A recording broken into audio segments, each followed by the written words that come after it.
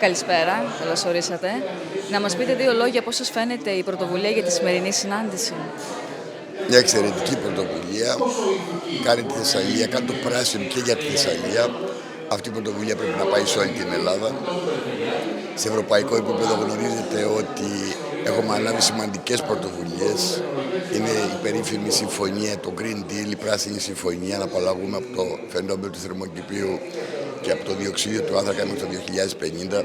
Οι Έλληνες φορολογούμενοι και οι Ευρωπαίοι θα πληρώσουν 1-3 εκατομμύριο ευρώ, 2 φορές τον εθνικό μας πλούτο, 5 φορές τον προϋπολογισμό μας μέσα σε αυτό το πρόγραμμα, που σημαίνει ότι υπάρχουν τεράστιες ευκαιρίες και επιχειρηματικές και εδώ στη Θεσσαλία και στην Ελλάδα και σε όλη την Ευρώπη.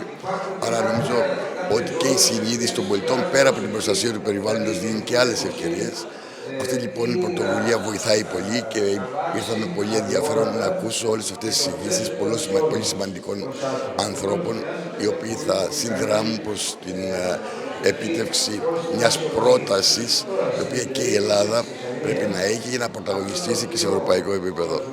Είναι λοιπόν κάτι πολύ σημαντικό και με πολύ μεγάλη χαρά συμμετέχω σε αυτή την εκδήλωση.